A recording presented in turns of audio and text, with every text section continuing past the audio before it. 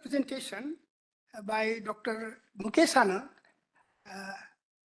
seems to be quite interesting. I have no idea other than the topic that he has chosen, which seems to be maybe controversial, maybe, but of course interesting. Seeds of labor discontentment or contentment in India.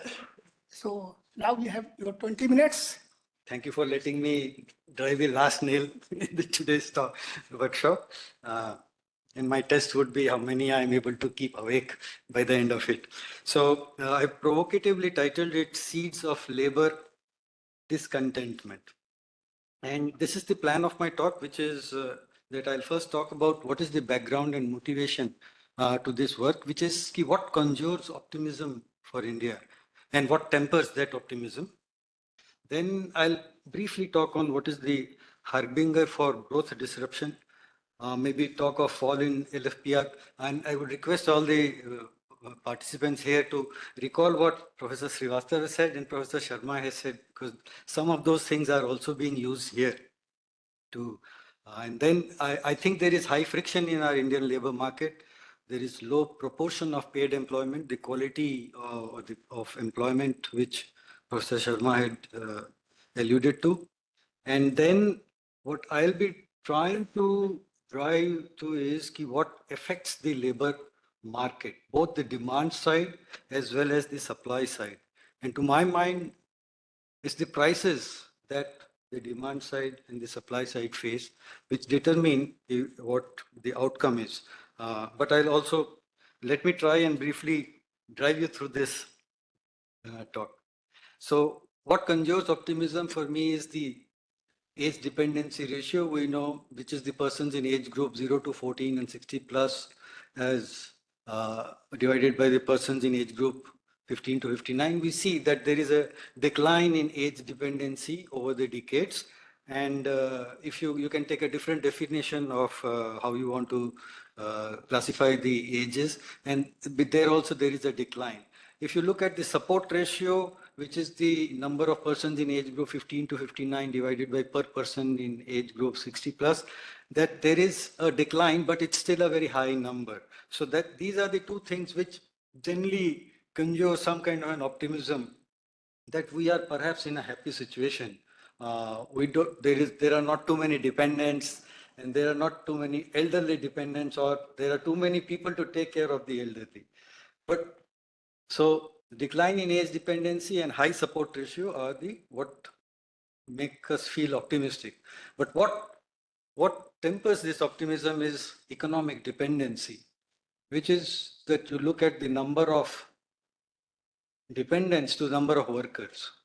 So if you look at these figures and using NSSO data, you find even if you include the subsidiary status people, you still have about per 1,000 workers, there are more than 1,500 dependents. If you look at only principal status, the number is far higher.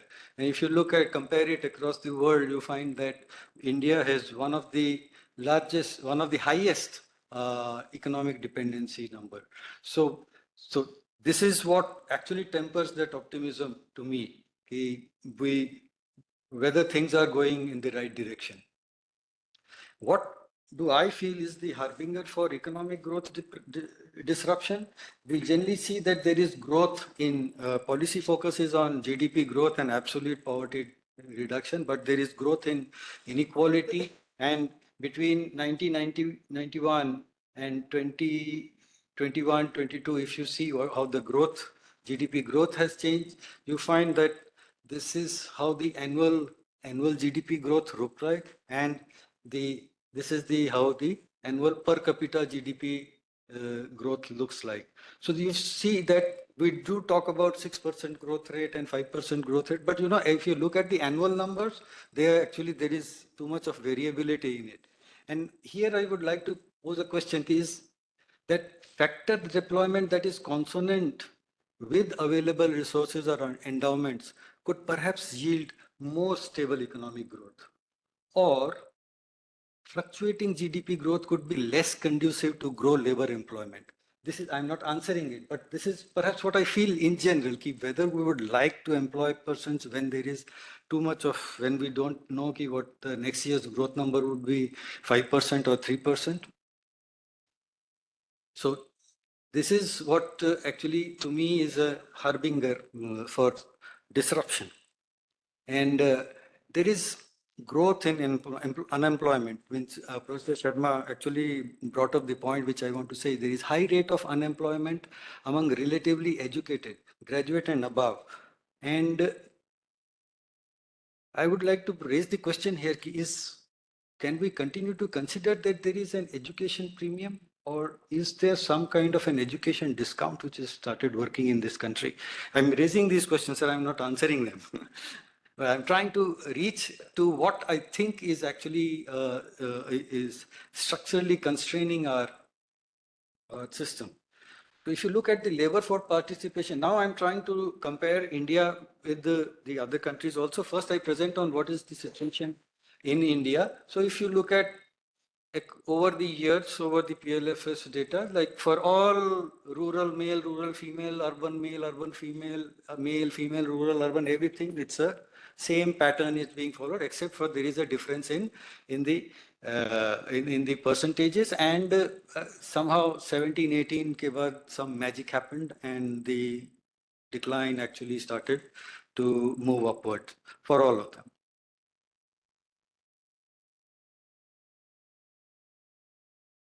And if you look at the labor force participation of 15 to 64-year-old persons in groups of countries, this is how it looks like. This is for the low income countries. See, there is a decline over the years this is using ILO data, and it starts from somewhere around 70%, but some goes up to somewhere around 67 or 68%. There is a slow decline. If you look at the lower middle income countries, there also there is a slow decline, except in the last 2 years, there is some improvement. If you look at the upper middle income countries, they start at a much higher rate, but there also there is a decline.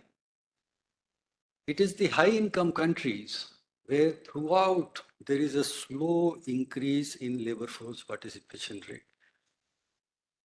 Now, from the group of lower middle income countries, if you look at India, India is actually has a trend which is more sharply declining than the rest of the lower middle income countries. And if you exclude India from the lower middle income countries, theirs is a much flatter rate.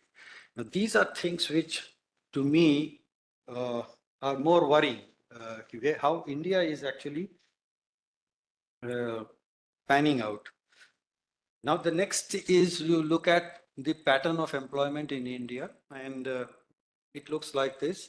So this is how the self-employed in this country, like over the years, it's around 55% or so, and say around in 21, 22, it comes again to around 55% or so.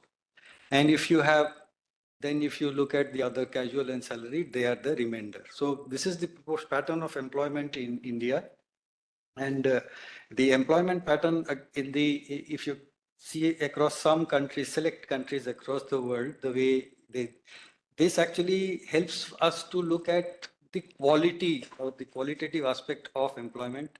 Paid employment is generally considered to be a better structure of employment than self-employment. So in Bangladesh, it is like this proportion.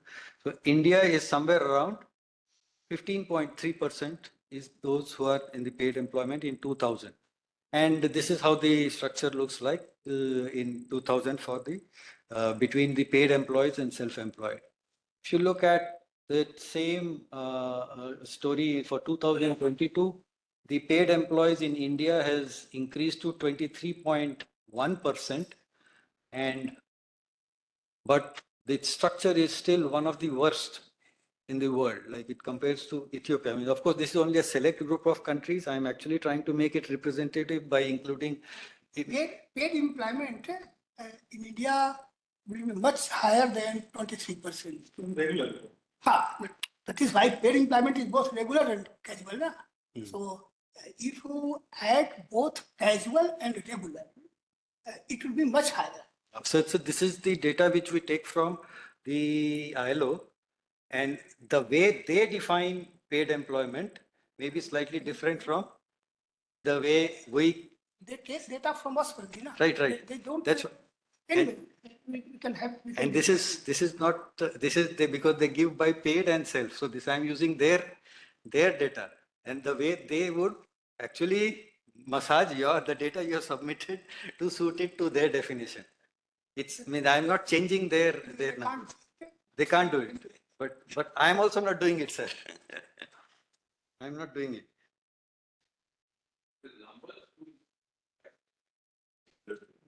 Yes, yes, sir. That's true. So so even if you submit the casual, they would relegate it to the other part. So now, if you look at what is the difference in sector shares of employment and GDP in India, this is the next slide will perhaps make it different. Means this is in agriculture. What is the proportion of out of the total total workers? How many are employed in agriculture? What is the share in agriculture, and what is the share of agriculture in GDP? So the difference between share of employment in agriculture and share of GDP for agriculture, that is what I'm presenting here. So this is agricultural share of employment minus the agricultural share of GDP, and that is for industry and this is for service. So the total will add up to zero. The one will be negative because this is a share, so it will be, they will all add up to zero. So this is how the pattern looks like over years. So you see that there is the overall differences in the shares is narrowing, but then it has started growing again from 2017-18 onwards. If you look at the ILO data, then it looks like this, because they give it for annual. This one is from the NSS, the Indian data. That is the ILO data. There also the pattern looks similar, but we can use the annual data there. Now, if you compare India with the other countries or the rest of the world, see, I'm presenting it for 3 years, 2000, 2010 and 2021. So this is how India looks like. The difference in the shares. This is for India, for the low income countries, for the lower middle income countries, then lower in middle income countries, less India, then upper middle income countries, and finally the high income countries. See, the purpose of presenting this is to show that even in the high income countries, the difference in the shares is actually continuing to shrink, and that it is at a very low level. So there is a more equitable distribution of employment and GDP across sectors, which perhaps is an important thing to know, that why a country achieves a high income status and why it remains there also. Now, the prevalent commentary on what affects labor demand. In our country, it says that we have rigidity in labor laws, or according to some, there is anti-job creation maze of labor laws. This rigidity word, I am slightly find it intriguing. If laws were not meant to be rigid, then what are they supposed to be? What do they end up in? So, to my mind, a law needs to be rigid, and flexibility is not a desirable attribute of a law. So, what they are reading in that is perhaps something which I am not able to comprehend. But we'll come to that. So we'll take. Then there is something called skill deficit from poor public education and weakness in our skilling system. This affects labor demand. So increased mechanization of agriculture, lack of rural non-farm jobs, trade and exchange rate policies that discourage labor using exports and import competing domestic production, poor infrastructure that undermines productivity and connectivity. And this commentary I've taken from these sources. And there are other such comments or commentaries on. Then what is the prevalent commentary on what affects labor supply? Growth of spousal income, unsafe transportation and work environment, improved standard of living leading to steep decline in labor force participation of women, increased demands on time for care of children, elderly and household work, including to fetch water, increase in enrollment ratio. And these are some places where I found this kind of discussion. Now, I'll come later to what I have my views on this, but I'm also presenting to you what I think there is policy inconsonance and which discourages organic growth of businesses. Look at the EPF Act, which is mandatorily applicable only to firms with 20 or more workers. So consequently, as compared to a firm with 19 workers, average cost of labor rises by at least 12% because that is the contribution which the company has to make for each worker. So this is a steep 3.4 times. Suppose if W is the wage and V is the 12% contribution, then the marginal cost of the 20th worker is 3.4 times the wage rate. Okay, 3.4 times W. So uneven production, that creates an uneven production field, promotes or incentivizes scale extremism. For example, given the object of producing some chosen level of output, a sharp rise in average labor cost can be offset, but only when there is significant slack from deployed capital whose average cost may be yet declining. Otherwise, there would be a tendency to actually set up another unit because that is where you can avoid raising your marginal cost of labor. In case of firms with less than 20 workers, labor cost is kept low, but welfare is also low because you're not paying this provident fund or the social security. And in case of firms with more than 20 workers, welfare of those employed improves, but labor employment may decline. And perhaps that is, to my mind, some reason for what you see in India to be the missing middle level organizations. Like you have very small scale units and very large scale, but in the middle, it's missing. And part of it can be explained by such laws which actually drive a wedge at some point or the other. It can be 6, it can be 10, it can be 20 number of workers. It is determined by the number of workers.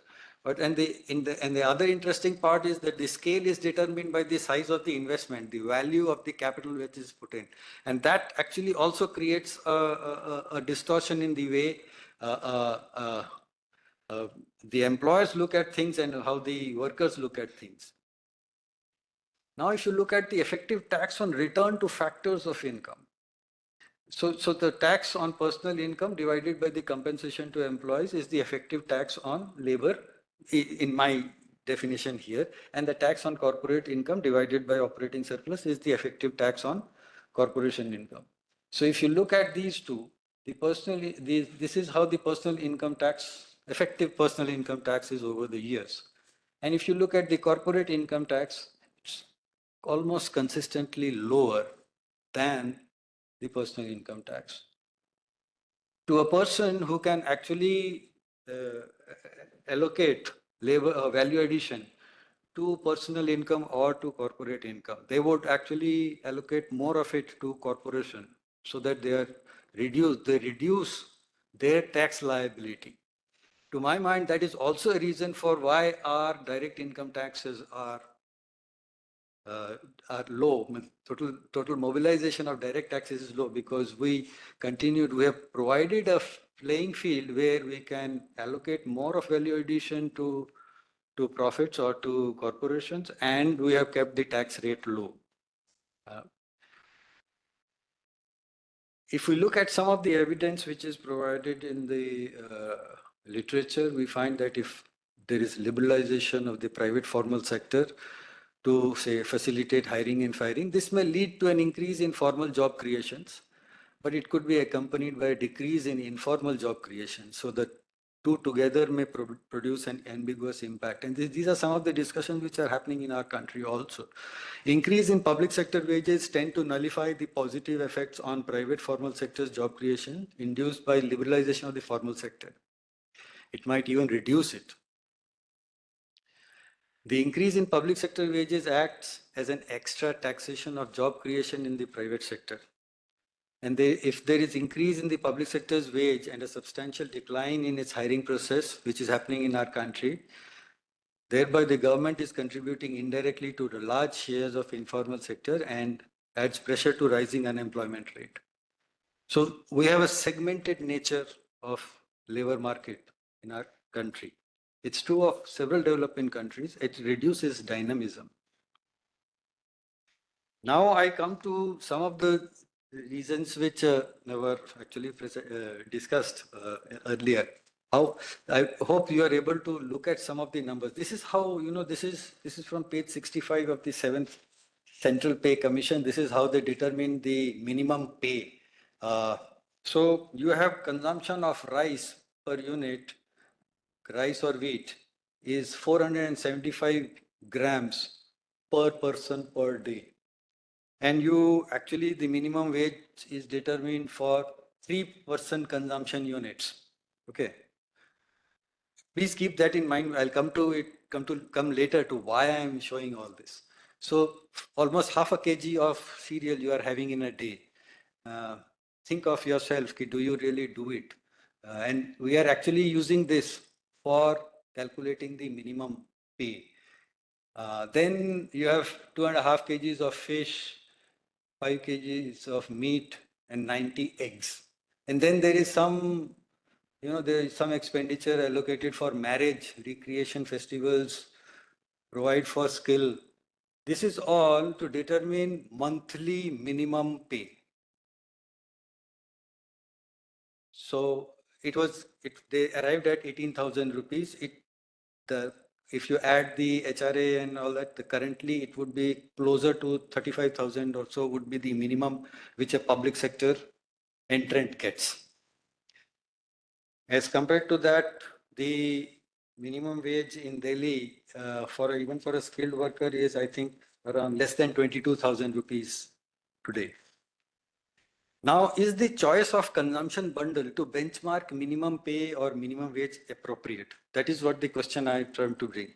So I looked at the NSOSO, what their consumption bundle looks like. So if you look at the monthly per capita expenditure all for the urban, because I believe that most of those who work in the government are in urban areas, very few so I chose the urban quantity units. So this column 2 actually shows what is the quantity which each person consumes in urban areas on a monthly basis. Okay. And the last column 6, column 3 actually relates to MPC 10 as a percentage of the column 2. And similarly, so column 6 is where I look at what the quantities which were shown in the last slide are as a proportion of the average. It comes to, for cereals, it is 153%. For fish, it is 331%. For eggs, it is 900%. And this is MPC average, MPC all, this is the average for all. So the minimum which is being determined for a public sector, central union government worker is so much percentage higher than the average Indian. And it is actually far higher even than the highest income class consumer. So why I present is to say is that is a process. See, it's not I don't have cudgels with the number 22,000 or 25,000 or 18,000. I have a problem with the way it is being rationalized. So we need to have a better process of rationalization. Another important thing to mention was in the minimum pay, if you have seen, everything was consumption related, everything was expenditure related. But in our 10% of your pay has to be contributed for your NPS also. Even that has not been taken care of there. There is a tax which perhaps people would end up paying. That is also not, but they actually bloated up the consumption part for some reason. And then bloated it up to for 3-person consumption units also. Perhaps very liberal way of defining things. It's not so true of several other developing economies, perhaps. Now, to actually substantiate why I'm saying what I'm saying. So if you look at probable examples of 7 minutes. Oh, I still have? I'm not more than 5 minutes. I thought I had already overshot. Thank you, sir. I should be able to finish. So if you look at the probable lowest level jobs, I just picked up the examples from the newspaper ads, So you have this Ministry of Railways giving entry level 1. So minimum education requirement is class 10 pass, and your minimum to maximum age they have given grouping 18 to 33 years. So if you look at the minimum ages, it is somewhere around 17.5, 18. And now recall from the previous slides what I said. So are we drawing the correct profile for the lowest level recruit? That is what I want to drive at. See, I don't have an issue with the number 22,000 or 25,000 as the minimum wage. But when you draw the profile, how are we drawing? If minimum age required is around or less than 18, should we assume dependents? Because you are actually providing for 3-person consumption units. And in particular, can he or she be legally married if that is the minimum? Instead, should there be some allowance for, say, diseconomies of scale to rationalize the level of that minimum pay? Does the assumption on dependents have a patriarchal tenor? It does actually, because the 3-person consumption units starts from man who is being considered as 1, woman is 0.8, and then there are 2 children 0.6, all for the minimum level entrant, and who ideally should be an 18-year-old person. So can that come in the, so I want to raise this question, can that come in the way of raising women's labor force participation? Because there is a tenor which actually says that man is the provider in the way the minimum pay is being rationalized. Does the public-private wage differential foment distrust? Because the private sector provider will not be worried. He is looking for an 18-year person. He will get an 18-year-old person. He will not pay for 3-person consumption units and the rest of the things. So that is why the wage in the private sector will often be at a far lower level than the current 35,000 which is ruling in the public sector. Does that differential foment distrust in wage negotiation between workers and private sector employers? And do such assumptions, when not backed by an appropriate rationale, raise the minimum beyond what may be implementable? So we have now a large informal sector, and we continue to grow that informal sector. We have grown the informal sector within formal sector, within the government organizations, who now have multitasking employees and all that. We have it in our organizations all the time. So does this lead to a high? So I want to bring this question in. Does this lead to a high wage cost or high price economy, relatively speaking? So now what are the conclusions which I want to draw from what I presented is that the demand for and supply of labor both are on the decline. It's not only that the labor force participation rate or the labor supply is declining. Decline in labor supply is a more serious concern for an economy with large population and median age, which is perhaps now closer to 28. It was 25 or so in 2011. And economic dependency is high. And my sense is it's continuing to remain at a high level. Growth of curative programs, we had some discussion on the Narega thing. Growth of curative programs like employment guarantee schemes, these should be considered as alarm bells that sound a caution of governance failures. Although necessary, these should not be worn as a badge by government, but serve as a constant reminder. Prevalent commentary places emphasis on certain reasons, like fetching water or enrollment, more growth in enrollment, taking care of elderly. These are perhaps reasons for low labor force participation, but not a decline, because water supply is improved, family size has declined, the need to take care of children or to take care of elderly has been declining over years. So there is this is misplaced when it suggests that these are also the reasons for decline of labor force participation rate. Of course, since 2017-18, we have had a magic and it has improved, like everything is improving. Price signals in the labor market are out of sync. To my mind, we had been trying to displace or place the corrective measures on education sector, on health sector, on drinking water supply sector. To my mind, the price signals in the labor market are out of sync. The price what a supplier is looking at and the price which a demander of labor is looking at are different. Supply side reasons require a shake-up in the social contract for all. It requires the creation of level playing field for labor to operate in common pan-Indian market, not to segregate minimum wage by regions, by sectors, by public and private. And then there are then between the capital and labor, if there is a differential in the tax which the returns they are generating. So on factors affecting labor demand, are we going overboard with measures that are incongruent with our factor endowments? We are taxing our labor more than taxing the capital.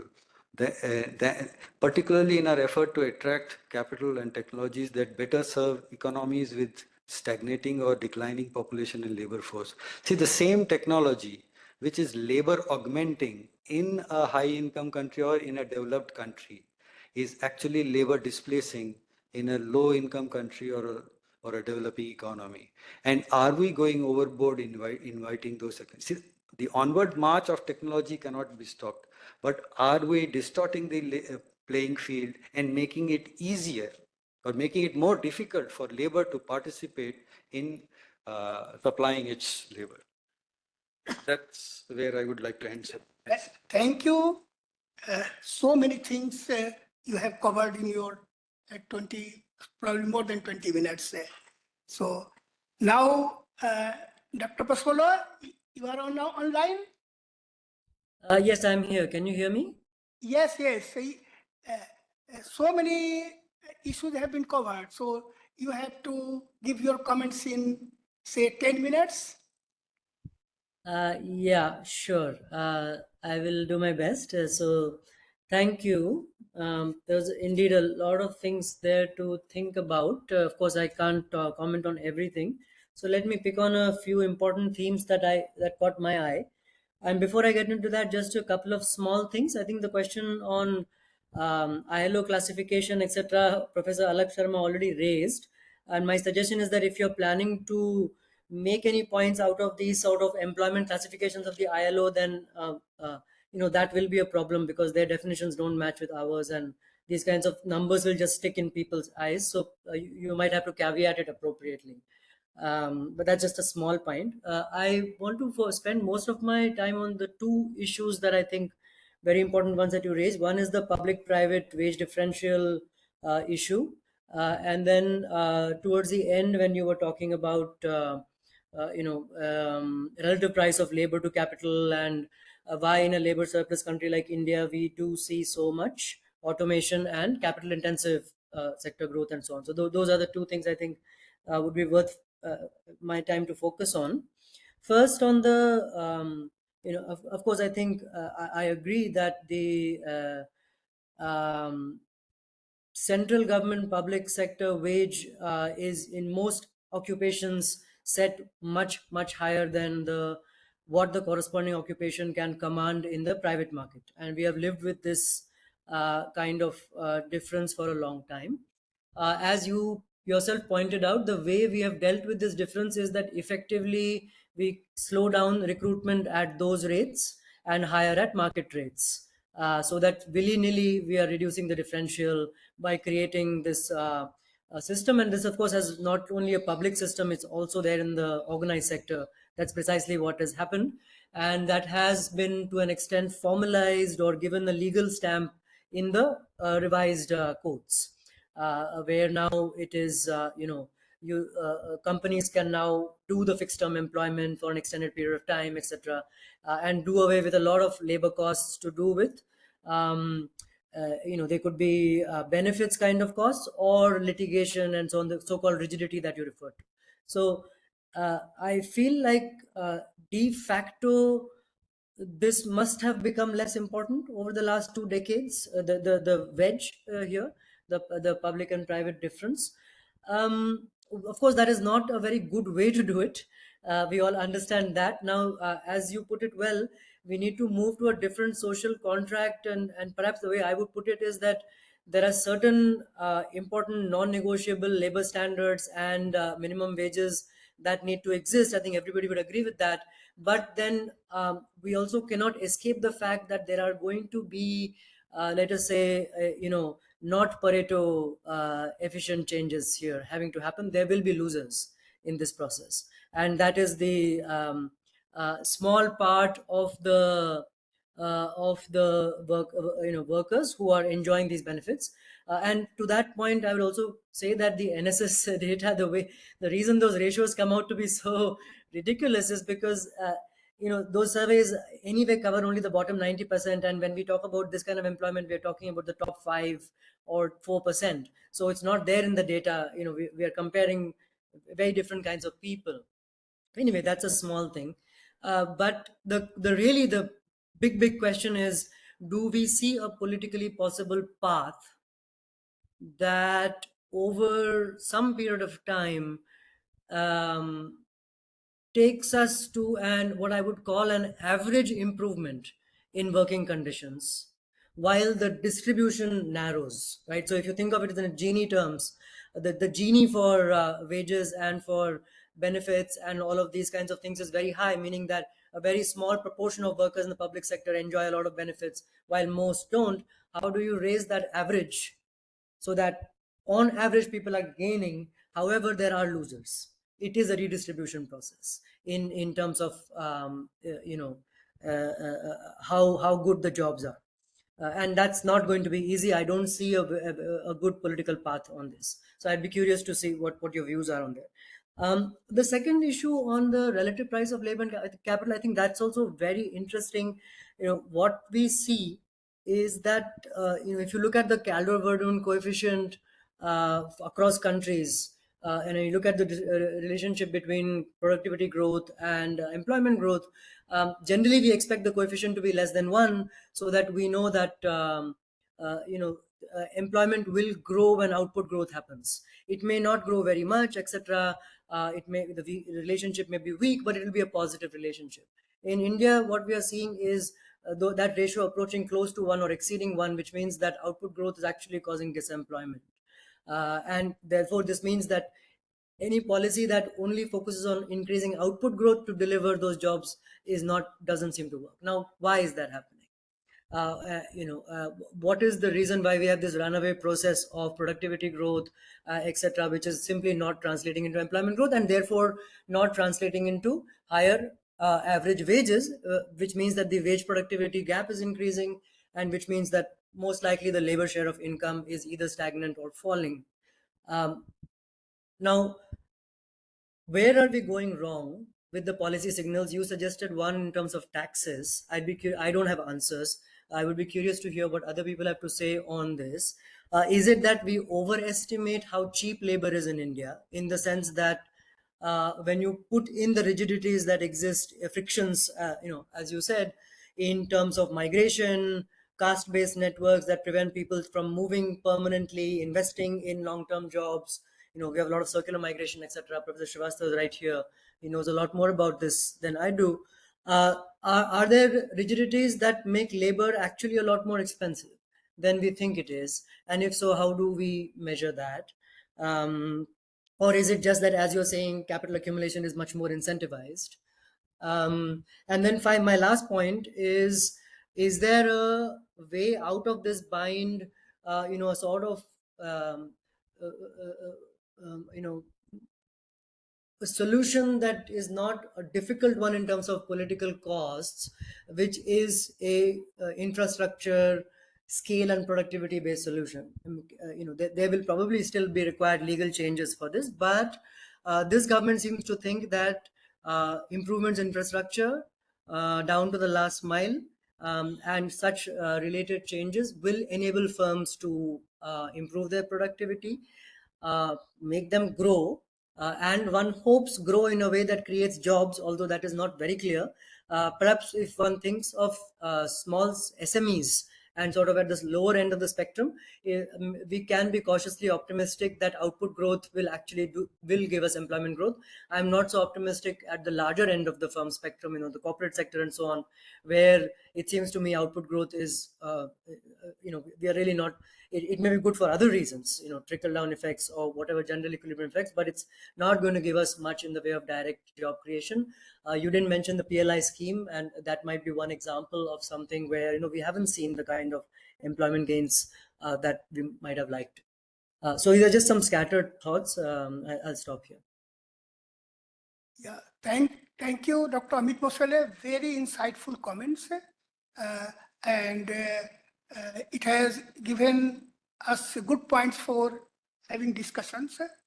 I think some of the issues, two, three key issues that I have at least gathered uh, about the growth path, which path can lead to uh, both growth as well as employment uh, and sustainable growth. The and in the wage differential, private, public, many things come. The other issue which I gathered, uh, this minimum wage, uh, you talked about, Dr. Anand, a lot about seventh pay commission. Uh, but the minimum wage which is set by Labour Ministry also takes into account. Although this minimum wage is not implemented properly, even now more than 50% of our workers are below minimum wages, casual workers, as we have estimated. But in other countries, you see European countries, USA, minimum wages is a very big thing. And even if not properly implemented, whether we should have a national minimum wage that can help in uh, raising the wages across the board. That is one question. Uh, the third, I would say about you talked about high wage cost economy. Whether we are becoming, our wages are quite low. Uh, uh, China is 5 times per capita income higher than us. It's, I don't know at the moment, but 10 years ago, uh, it's in informal sector, its wages were uh, 4 times almost higher than in India. And China now is a high wage cost economy. It's probably labor shortage. Uh, uh, Earlier, they had given a lot of liberty, rigidity, flexibility in labor laws, all that. Whether we should follow or what Dr. Amit was going to say that at least a minimum labor standards, which all civilized societies need to do. So you have put many questions, many issues in your presentation, but we have no time. But in 10 minutes, probably we can discuss all these things. Sure. Yeah, please go on. Yeah, I am tempted to ask at the end of it what? Which is what I guess even Professor Basole is asking. At the end of it, what is the policy prescription you're suggesting? As Professor Sharma said, do you support minimum quality of wage regulation? Or are we saying we should do away with all of these wage regulations, let the wage float, so that we come to a position where the market clears the wage and therefore you have employment? More importantly, and sort of tangentially in terms of your taxation reference, a personal income tax applies to all the proprietorship enterprises, all the partnership enterprises. So if you start incorporating all of those guys value added there into your denominator, the comparisons may or may not still hold. So if we want to do a comparison of tax implications of tax on wage and capital, I think we have to dig in a little more to establish the case that we are taxing labor more than capital. Because the bulk of the wage labor that you are looking at now are perhaps beyond the purview of taxation. So we need to establish that case slightly more robustly if you want to make a case that capital is being taxed less than labor. Actually, oh, sorry.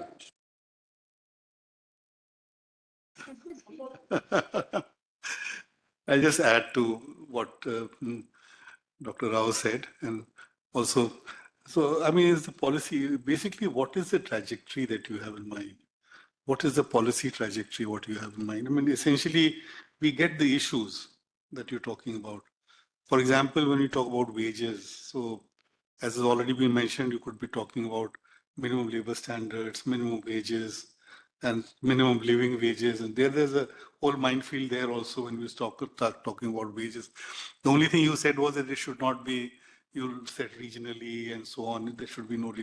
Now I think there is a very long debate on, you know, whether if the cost of living varies across regions, whether it should be a single wage or no. Uh, but I mean, for example, we can talk about income wages policies. There has been a very extensive discussion on a national income wage policy. For decades, there has been that kind of discussion. Or we can talk about minimum wages, or we can talk about the markets just setting the wage, or at any level of skills, any level of education. Similarly, when it's a question of, you talk about the distortions in the capital market or capital being cheaper than labor and so on, in terms of attracting. There again, what is really the prescription? Or for the informal sector, for example, the proliferation of the informal sector. So I think it would have been good if at the end you would come up with at least a couple of issues which pinpoint a trajectory towards which you are pointing this to. Any other question?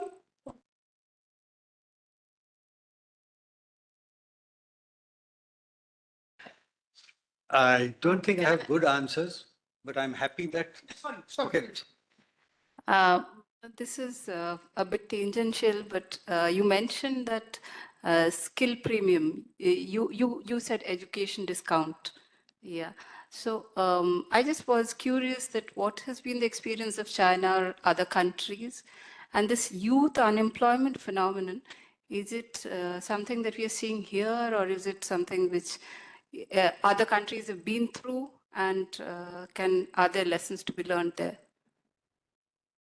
Let me pick up the last question first, and I'll try and answer or actually respond. I think most the response has been that a dil mange more, like Casey, I should tell you more, but maybe I don't have much more than the analysis of the data that I have. I can, of course, wonder aloud on what the policy direction should be.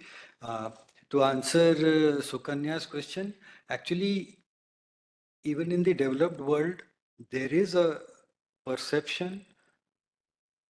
It may not be very well documented with the data, but there is a perception anecdotally that because unemployment among the educated was seen to be rising for some time. Say, for example, in South Korea, it was seen for some time, and I don't know whether it persists. And there, the discussion started whether the education premium continues to hold.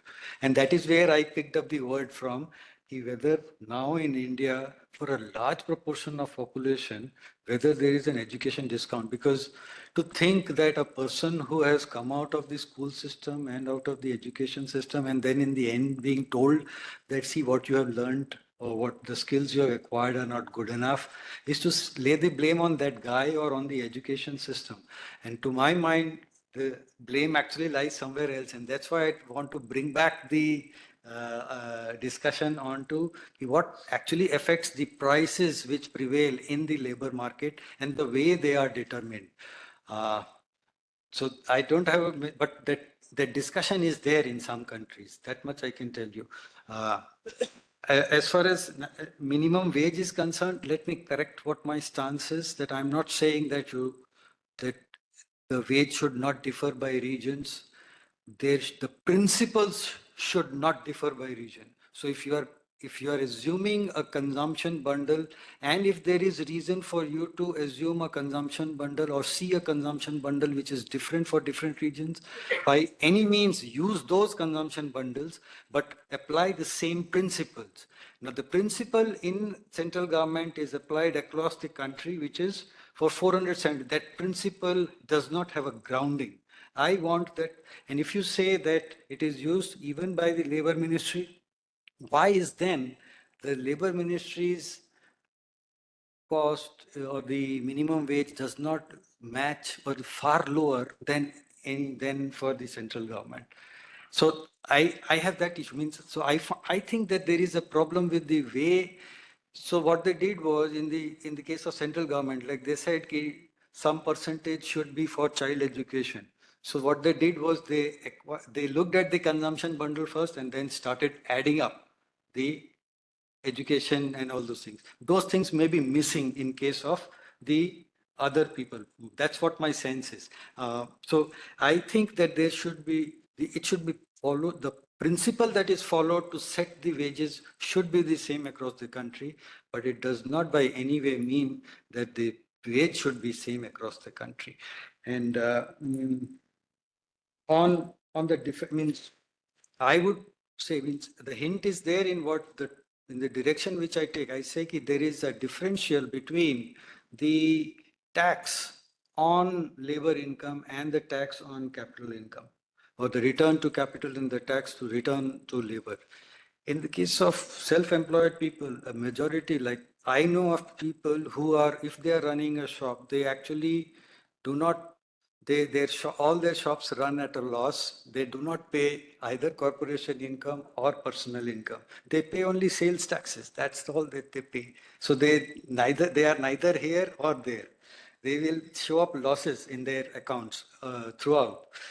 So they don't pay, and they actually deduct. Why they show losses is because all the costs that they incur on running their households are also booked onto the shop, and they don't have income there. So that's what my understanding is about it. But and if I think correct for that, my sense is that it still may not increase. It will actually worsen the situation or for the personal income tax. Is there any question I missed which you had asked? There is a tea also, then we can.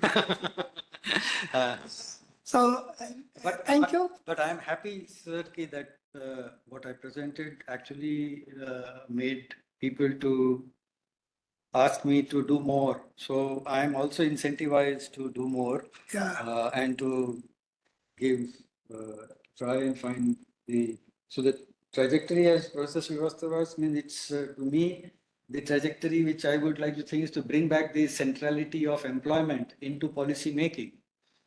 Not growth of GDP as the centrality of policy making. If employment is at the center, we will perhaps be able to see a stabler growth there. Not assume that GDP growth will produce employment and will be better for the economy. $1 million question is how to do it. Yeah, and see. Yeah, so thank you. This is such a vast topic we can't answer. Regarding your question on youth unemployment, as I had said in my observation earlier, it is overall unemployment rate is low, but educated youth unemployment is one of the highest in the world. European countries, all European countries except UK, and of course USA unemployment rate is low, but other European countries it is quite high, ranging between 12 to 20%, 22%. So everywhere, but India being a lower middle income country, it is quite high. And still about education premium, education skill premium, Ravi has done recently exercise. Although we have low quality of employment, but even then we have a still premium on education in the labor market. So now, Dr. Kavita Rao. Thank you very much for taking us through some interesting discussions on the labor market. I understand we at NIPFP haven't been doing a lot of work, but hopefully we'll get inspiration to put in some more effort and have a few more concrete thoughts on how to take this forward. So Professor Sharma, thanks a lot for holding this session together. Professor Srivastava, thanks for taking the time and sharing thoughts on the unemployment scenario in India. Professor Basole, thanks a lot for joining us. I hope we'll be able to benefit from your presence, physical presence at the Institute sometime in the future. Professor Mandal, thanks a lot for anchoring the first session and also for guiding the team to keep this initiative going. We hope to see you all again in another 6 months, hopefully timely, and take another look at the economy to see how things are going. Thank you very much.